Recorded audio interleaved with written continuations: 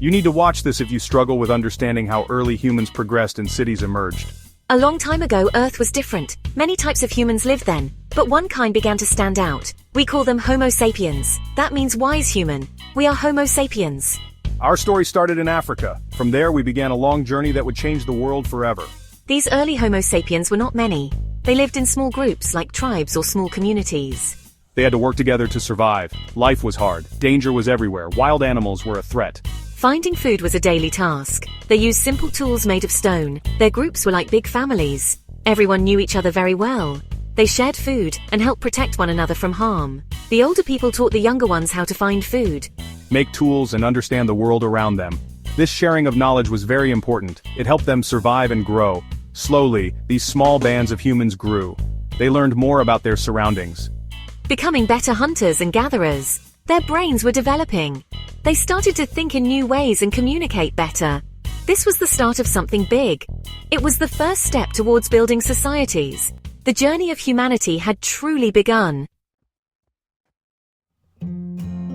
For thousands of years, humans did not stay in one place. They were nomads, moving around to find food. They followed the animals they hunted and moved to find ripe fruits and plants. Their homes were temporary shelters like caves or simple huts made of branches and animal skins. Life as a nomad was a life of hunting and gathering. The men often hunted large animals, using spears and arrows with stone tips. Teamwork was crucial for a successful hunt. The women usually gathered plants, collected fruits, nuts, seeds and roots, and cared for the children. This way of life required great knowledge of nature. They could not own many things and only carried what was essential. Their social groups remained small, living in bands of perhaps a few dozen people. They knew their territory very well, understood the seasons, and knew the habits of animals. This deep connection to nature was key to their survival for a very long time. But slowly things began to change. Some groups found places rich in food, like near a river full of fish or a forest full of animals and plants. In such places they might stay longer, not needing to move so often. This was not farming yet, but it was a small step. A more settled life was just beginning to be imagined. Then came a revolution. It was not a war with kings and soldiers. It was a quiet revolution that changed human life more than any war. We call it the agricultural revolution.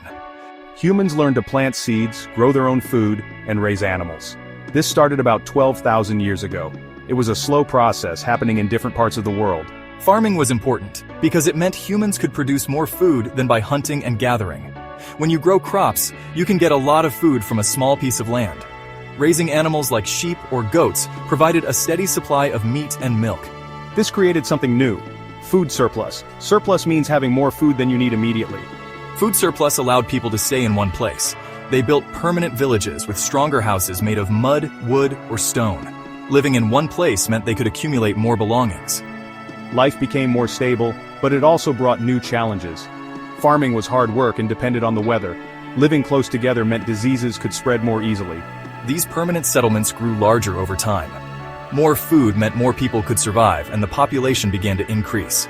Villages turned into towns, and society became more complex. Not everyone had to be a farmer. Some people could specialize, becoming tool makers, builders, or priests. This was the beginning of a new kind of human society that would eventually lead to cities and civilizations. The agricultural revolution truly sowed the seeds of our modern world. As societies grew larger and more complex, a new problem arose. How do you keep track of things? How do you remember important information? Imagine trying to remember how much grain everyone in a large town owed as taxes or all the laws of the community. It was too much for one brain. That tool was writing. The first writing systems were not like our alphabets today. They often started as pictures. A picture of a cow meant a cow. A picture of grain meant grain. This is called pictographic writing. Over time, these pictures became simpler and more abstract. In Mesopotamia, people started using wedge-shaped marks on clay tablets called cuneiform. In Egypt, they developed beautiful symbols called hieroglyphics. These were complex systems that took a long time to learn. Writing was a powerful tool for administration. Rulers could record laws, keep track of taxes and trade, and send messages over long distances. Priests used writing to record religious stories and rituals. This helped to organize the growing states and empires. It allowed for a level of control and organization that was impossible before. But writing was not just for taxes and laws. It also played a huge role in culture.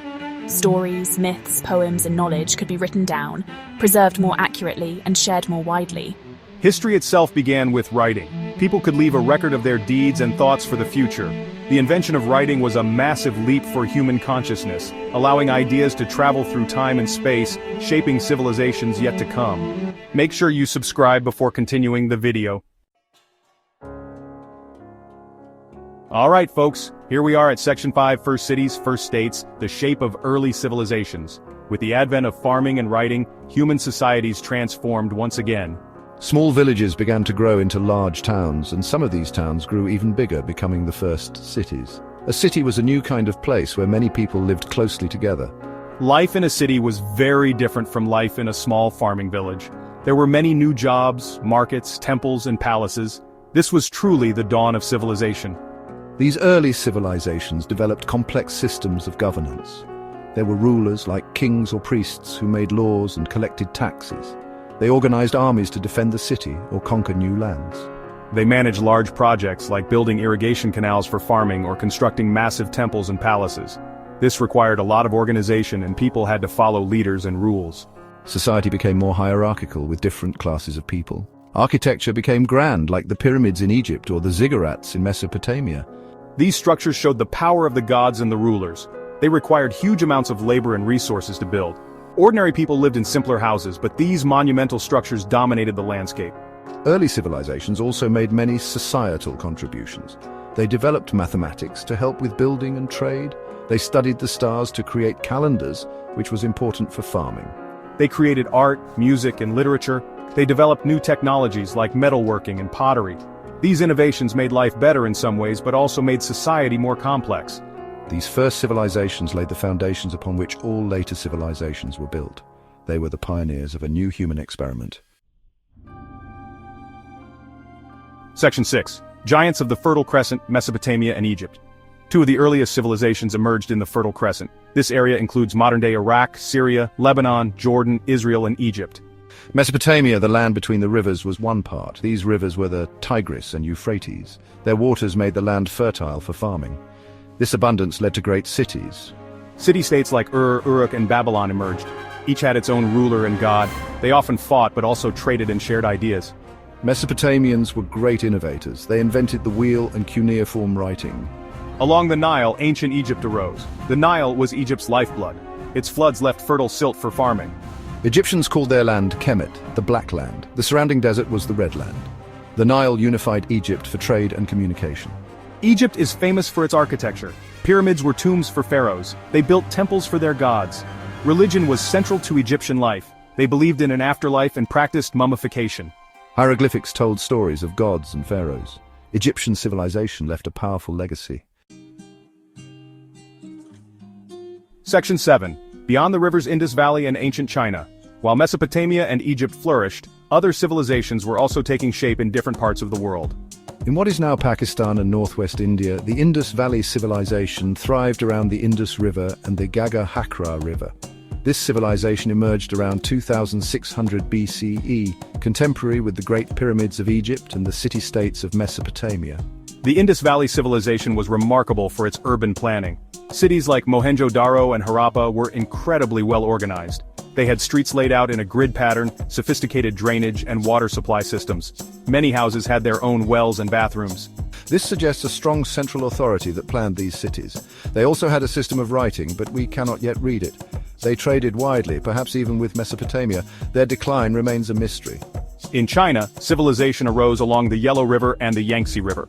Early Chinese societies developed agriculture independently. They grew millet in the north and rice in the south. Around 2000 BCE, the first dynasties, like the Xia and Shang, began to emerge. These dynasties were ruled by kings who also had religious duties. They developed a unique writing system using characters, the ancestor of modern Chinese writing. Ancient China made many important contributions. They perfected bronze casting, creating beautiful and intricate ritual vessels. They developed silk production, a closely guarded secret for centuries. Early Chinese thinkers began to develop philosophical ideas that would shape Chinese culture for millennia, focusing on harmony, order, and the role of the ruler. Section 8. New Worlds, Old Ways, Societies in the Americas. Across the vast oceans, unique societies developed in the Americas. Mesoamerican cultures built impressive civilizations without large animals or iron tools. The Olmec, famous for their giant stone heads, were an early complex society. Later, the Maya, Zapotec, Teotihuacan, and Aztec built great cities. They developed sophisticated calendars and writing systems. Their religions often involved sacrifices. In the Andes, remarkable societies like the Inca arose. The Inca built incredible road systems and terraced farms. These civilizations developed in isolation from Afro-Eurasia. Columbus's arrival in 1492 marked a meeting of two separate streams of history. Section 9. Threads of Connection, a Global Tapestry and What Lies Ahead. Early civilizations, though separated by vast distances, were not isolated. Trade routes linked them, allowing ideas and technologies to travel. The wheel, invented in Mesopotamia, spread across Eurasia. These connections were crucial, showing early human influence. They laid the groundwork for everything that came after. Stay tuned for more on this incredible journey through human history.